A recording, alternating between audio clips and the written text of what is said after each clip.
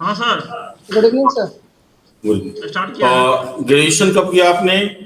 Sir 2016 में। अच्छा, विषय क्या था? मैकेनिकल इंजीनियरिंग सर, बीटेक था। अच्छा, मैकेनिकल इंजीनियरिंग। ऑप्शनल क्या है? सर हिंदी साहित्य। हिंदी साहित्य। हॉबी क्या है? बैडमिंटन खेलना सर। बैडमिंटन खेलना। यस। मैकेनिकल इंजीनियरिंग करने के बाद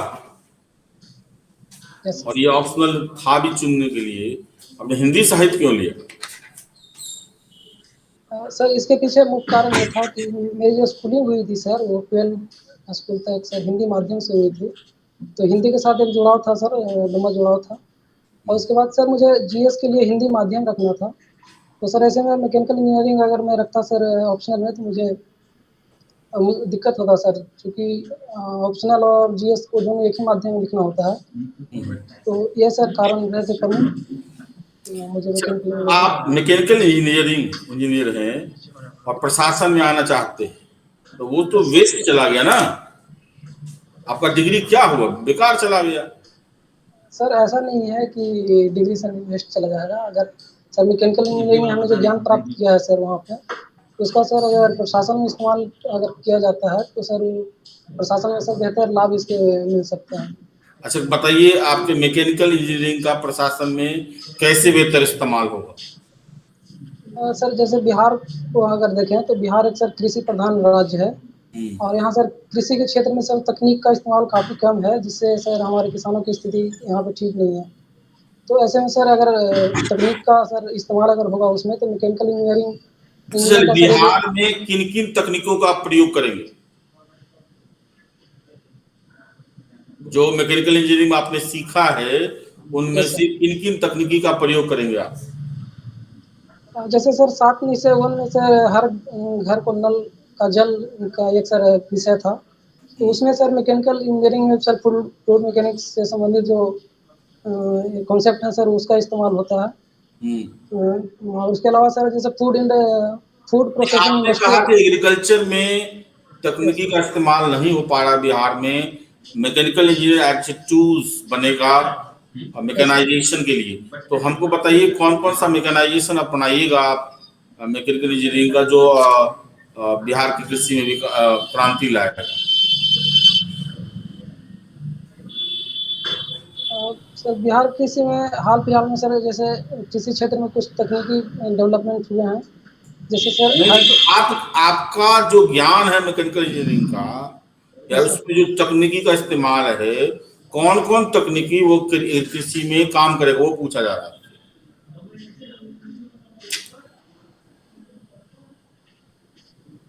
सर सॉरी सर, मैं अभी तकनीक का सर ध्यान नहीं कर पा रहा हूँ। ठीक है, मैकेनिकल इंजीनियरिंग में थर्मोडायनेमिक्स डायनेमिक्स आपने पढ़ा होगा। Yes sir. सेकंड थ्योरी क्या है थर्मोडायनेमिक्स की? सर सेकेंड लॉ में सर 2 स्टेटमेंट आते हैं।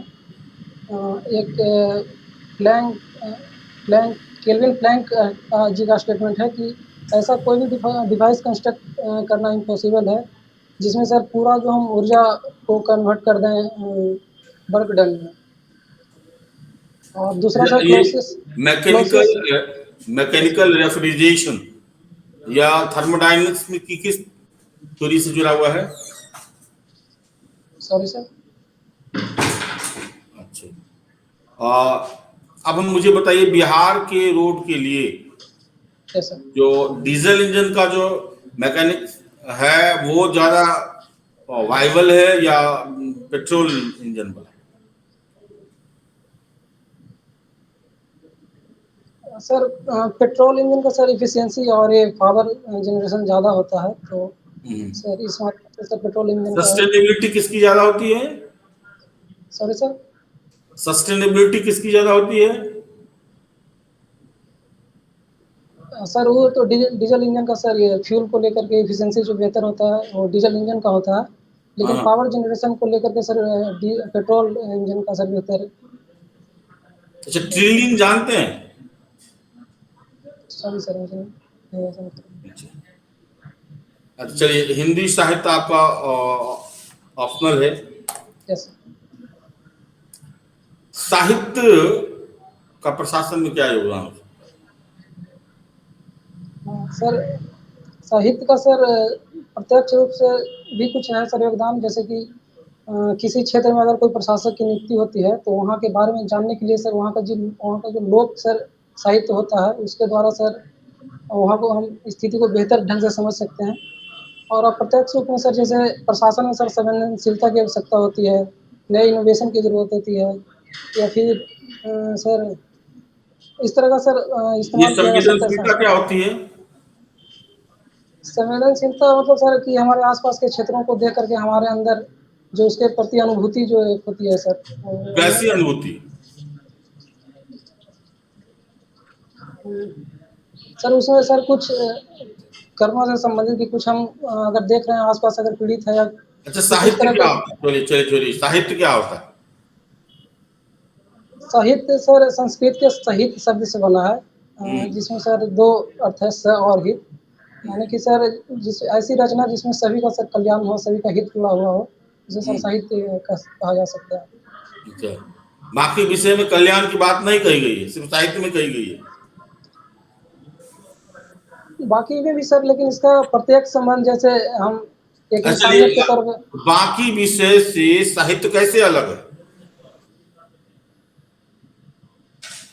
सर साहित्य में जो संवेदनशीलता की जो भावना होती है सर अन्य विषयों की तुलना में सर ज़्यादा होता है। और आप तो जैसे सर एक साहित्य पढ़कर तो आप तो संवेदनशील प्रशासक बनेंगे। और इसके साथ भी सर जैसे साहित्य पढ़ने से सिर्फ संवेदनशीलता तो आती ही है सर, लेकिन समाज में कुछ बदलने का जो भाव होता है इससे भी साहित्य पढ़ने से सीखने को अरे मिलता तो है। जैसे हमारे संवेदनशील प्रशासक की जरूरत नहीं है। सर समाज में जो रूढ़ियाँ हैं या जो कुछ उस तरह के गलत जो रूढ़ियाँ बनी हुई हैं सर, वो बदलने का भाव भी हमें साहित्य पढ़ने से मिलता है। अच्छा, जैसे कवि काव्य को क्या कहते होता हैं है? काव्य सर आचार्य विश्वनाथ के शब्दों में कहें तो रसयुक्त बात को काव्य कहा जाता है। बात को, रचित बात को काव्य कहा जाए? रस हमने वाक्य तो सर। हमने तो रचित बात को, फिर कविता किसको कहा जाए? सॉरी सर, आवाज़ नहीं आई। कविता किसको कहेंगे फिर?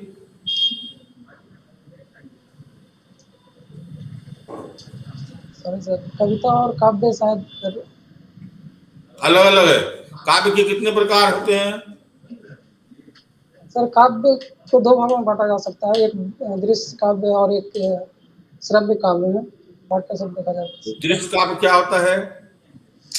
दृश्य काव्य होता है सर जैसे नाटक, जिसको हम सर देख करके उसका अनुभूति ले सकें, जैसे नाटक हो गया या प्रहसन या एकांकी श्रव्य जो काव्य होता है। क्या होता है?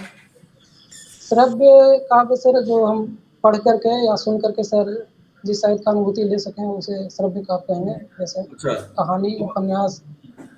ठीक है। आप ये बताइए कि महाकाव्य और प्रबंध काव्य सर दोनों में क्या अंतर है?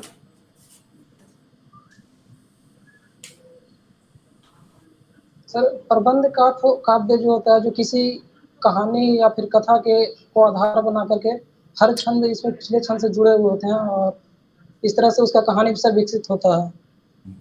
और महाकाव्य का सर जैसे प्राचीन और आधुनिक दो तरह से डिवाइड करके देखा जा सकता है। जैसे सर प्राचीन अगर संदर्भों में देखें तो महाकाव्य में ये होता था कि सर जो उसका नायक हो वो सर उदात्त हो, और उसमें सर छंद सर 8 सर्ग 8 से ज़्यादा हो या 8 के बराबर हो, और उसमें सर वीर, शांत या फिर श्रृंगार रस में से एक का होना आवश्यक होता था। लेकिन सर आधुनिक अगर महाकाव्य की बात करें तो उसमें इसकी परिभाषा कुछ बदली हुई आती है। जैसे इसमें सर उदात्त कथानक होना चाहिए, उदात्त भाव होना चाहिए, उदात्त चरित्र होना चाहिए महाकाव्य में। जैसे सर कमाने को लेकर के इस तरह की। अच्छा, भाषा और बोली में क्या अंतर है? सर भाषा सर बोली का ही एक विकसित रूप है जिसका सर निश्चित व्याकरण होता है, और जो सर भौगोलिक रूप से काफ़ी विस्तृत क्षेत्रों में होता है। उसका एक मतलब साहित्य के क्षेत्र में या फिर सरकार के द्वारा उसका सीधा प्रयोग किया जाता है। और बोली सर एक कम विकसित ये जो प्रक्रिया होती है सर भाषा के डेवलपमेंट का, उसमें सबसे निचले पायदान पे होता है बोली, और ये सर सीमित क्षेत्रों के लिए होता है, उसमें देशज भाषाओं शब्दों का इस्तेमाल ज़्यादा होता है। सर ये अंतर है। अच्छा, आपके सबसे प्रिय कवि कौन है?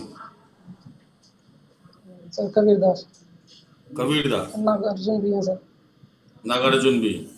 अच्छा, नागार्जुन किन किन भाषा में रचना करते थे? सर मैथिली और हिंदी में सर उन्होंने ये किया, और उन्होंने संस्कृत में भी लिखा है, मैथिली, संस्कृत में हिंदी शायद सर सब। प्रारंभिक दिनों में शायद उन्होंने कुछ लिखा तो है। मैथिली में अलग नाम से लिखते थे, संस्कृत में अलग नाम से लिखते थे, और हिंदी में अलग नाम से लिखते थे। बताइए तीनों नाम। सर मैथिली में तो यात्री नाम से उन्होंने ये किया है रचना, और हिंदी में सर नागार्जुन के नाम से उन्होंने रचना की है। संस्कृत में? संस्कृत में मुझे नहीं जानकारी है सर। अच्छा, नागार्जुन ने हिंदी में जो उपन्यास लिखे उसके बारे में बताइए, कौन कौन उपन्यास लिखा है? एक सर मैथिली भाषा में बलचनामा नाम की है उपन्यास। क्या नाम है? बाबा बलचनामा एक है sir. Balchanma. Yes sir. Sorry sir. हाँ, बलचनमा है। अच्छा चलिए, अच्छा ठीक है। कबीर दास की जो काव्य रचनाएं हैं उसको साखी कहा जाता है, शबद कहा जाता है, रमैनी कहा जाता है ना? इसमें साखी का क्या मतलब हुआ? साखी सर साक्ष्य शब्द से विकसित हुआ है शब्द, जिसका मतलब है सर कि जो प्रत्यक्ष रूप से आंखों से देखा हुआ है उसके आधार पर जो रचनाएं कबीरदास ने बोली थी। शबद और शब्द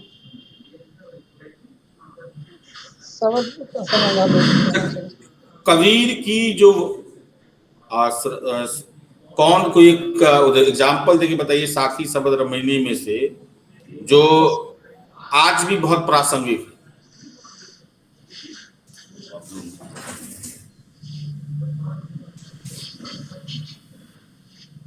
साखी में सर ये कह सकते हैं कि पहाड़ पूजे हरी मिले तो मैं पूजू पहाड़, ताते तो चाकी भली पीस का है संसार। वो सर इन्होंने वो आज प्रासंगिक है। सर आज भी है सर कहीं न कहीं, जिस हिसाब से सर अंधविश्वास और धार्मिक जो इस तरह से अच्छा, लोक बढ़ कवि रहा है और सर। जन कवि, लोक कवि और जन कवि में क्या अंतर होता है बताइए।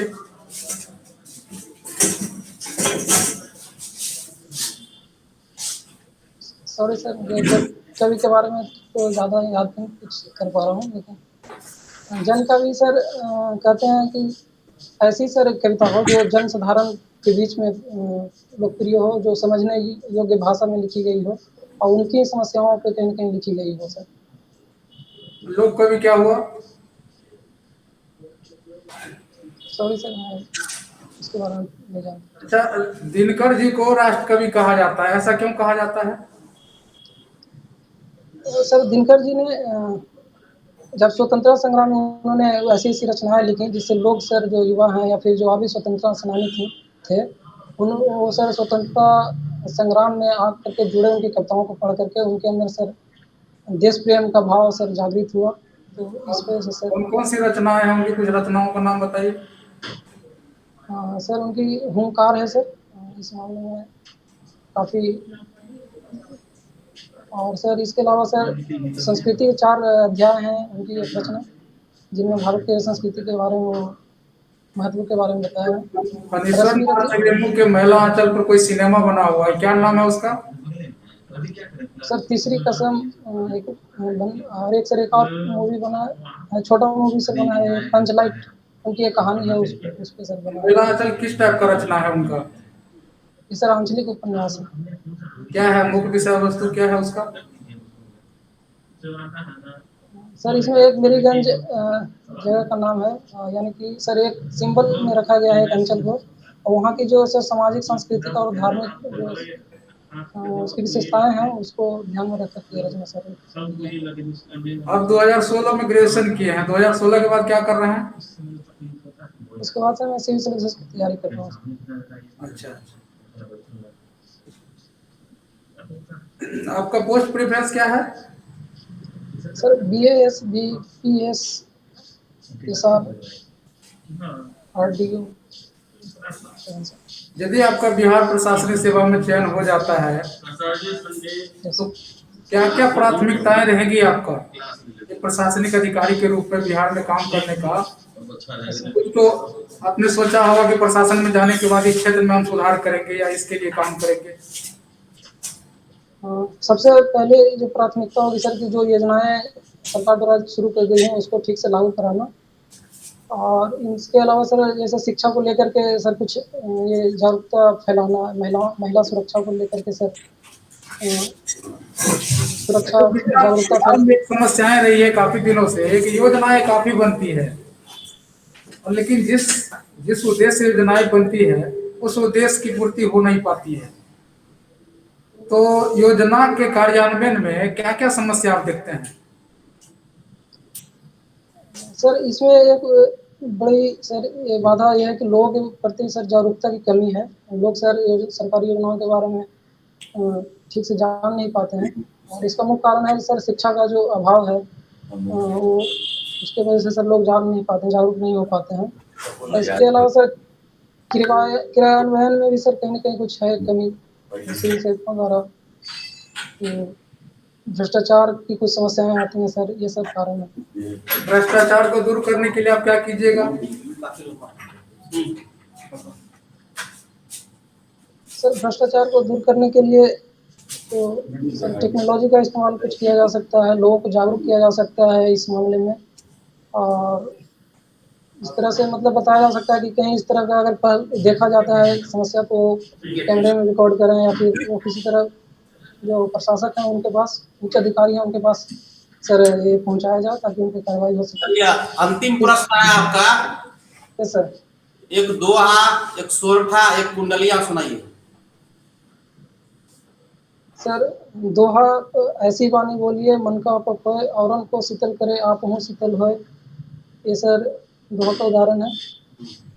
और सोरठा सोठा का सर मैं उदाहरण याद नहीं कर पा रहा हूँ। कुंडलिया सुनाइए। कुंडलिया तो बहुत याद होगा आपको। सॉरी सर मुझे अरे लाठी में गुण बहुत है सदा राखिए संग गौरव गबनारो तहां बचावे हम जब्ती कुत्ते को मारे दुश्मन। इन्हें याद है आपको? तो पद्मा छठा की किताब में बड़ा सा पढ़ता था। सोरठा दोहा में क्या अंतर है? सर सोठा और दोहा है सर एक मात्रिक अर्ध छंद है, जिसमें सर पहले और तीसरे चरण में सर 13 और दूसरे और चौथे चरण में सर 11 मात्राएं होती हैं। और सर सोठा दोहा का उल्टा है, जिसमें सर उसमें भी वो भी सर अर्धमात्रिक छंद ही है, और उसमें भी सर उसमें। चलिए नीतीश जी, हम आज आपका इंटरव्यू खत्म कर रहे हैं। हिंदी में तैयारी आपकी ठीक लग रही है, बहुत खराब नहीं है, हिंदी में अच्छी लग रही है। कुछ गलतियां होगी ही होगी, लेकिन एक चीज आप आज से अगले जब इंटरव्यू हो एक चीज पूरी तरह से तैयार कर लीजिएगा। मैकेनिकल इंजीनियरिंग का आप बिहार के विकास, बिहार के कृषि विकास में क्या योगदान हो सकता है, इसको डिटेल से तैयार कर लीजिएगा। समझ गए? इससे आपको क्वेश्चन, पहला क्वेश्चन यही पूछा जाएगा, याद रखिएगा। बिहार के विकास, कृषि के विकास या प्रशासन में आपका मैकेनिकल इंजीनियरिंग का अनुभव